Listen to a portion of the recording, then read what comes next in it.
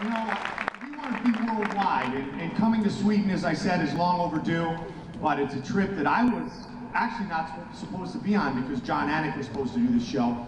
John's doing The Ultimate Fighter, and then when my boss said, "You want to go to Sweden?" I'm like, "Yeah, I think I'm going to go there." You know, I still haven't seen Matt Sundin. I do want to see him. I hope he's coming to fight. Maybe Marcus Nassar will show up.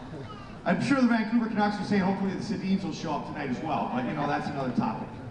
But it's awesome to be here. There's great culture, there's great fighters, and the best thing about it is tomorrow night's main event not only features one of your own, but truly features one of the fastest rising stars, not just in the light heavyweight division, but one of the fastest rising stars in mixed martial arts today, Alexander the Mauler Gustafsson. And even though we have 5 or 6 Swedes on the card, we've got a fighter from Oslo, Norway, so we will represent it tomorrow night, for sure. Papi Abedi, I heard he's lifted a few weights. I think he just started working out yesterday with push-ups and sit-ups. But I'm excited to see Papi fight again. He talked about his debut against Thiago Alves. You want to talk about being thrown right into the deep end of the pool when you enter the octagon. We saw enough of Papi Abedi that it should be an absolute blast when he fights tomorrow night in front of you great fans. And how about you sold out in about 2 hours too, so thank you very much. We appreciate the great support.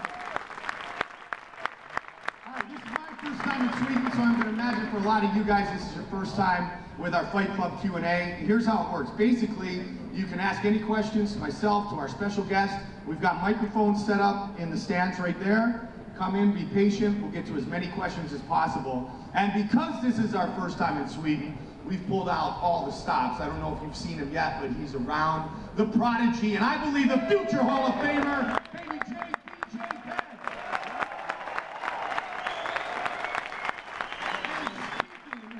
Of future Hall of Famers, this man is one of the most dominant champions in UFC history. When you talk about the true faces and the transition and the growth of mixed martial arts and the Ultimate Fighting Championship, our special guest today is a man who, without his actions in and out of the octagon, none of us would be enjoying mixed martial arts as it is. None of us would be enjoying the UFC as it is today. So take a look at my special guest. He is the one, the only, and I'm sorry, I know he's the people's champion, but to me, he will always be the Huntington Beach bad boy, Tito O.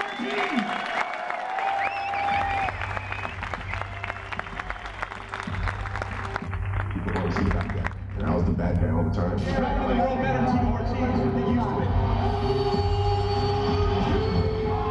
I thought in my mind, why be so negative about things now? Let's change it to the people's champ. Because I'm here fighting for the people.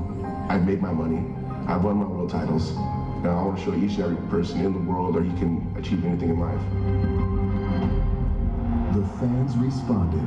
And when Tito faced off with heavily favored Ryan Bader last July, they were squarely in his corner.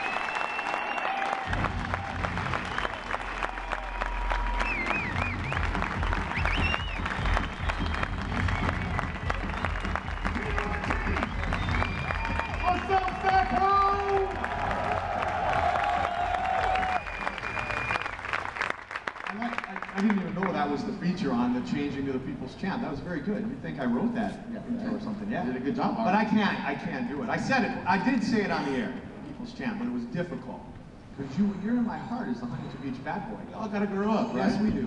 But you earned that. You worked hard to get that moniker, though. Yeah. People still know what I do best. Yes, they do. Yes, they do.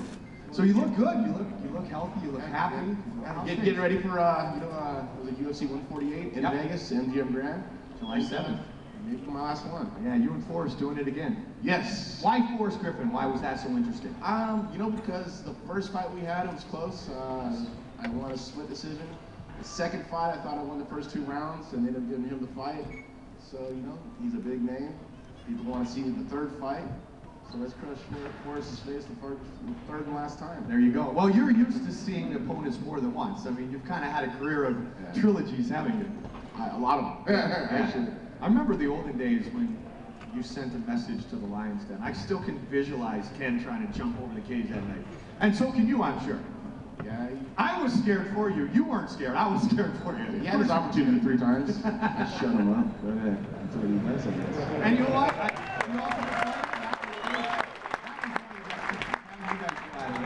Yeah, Ultimate Fighter was good. You know, people got to see the coaching ideas that I've had. You know, of course, everybody knows before I was going to be a fighter, I was going to be a wrestling coach, school teacher, and I wanted to help out with kids. I mean, working with the youths was my main goal in life, I thought. But instead of working with 40 kids in a wrestling room, I was able to work with hundreds of thousands of kids across the world of showing what hard work and dedication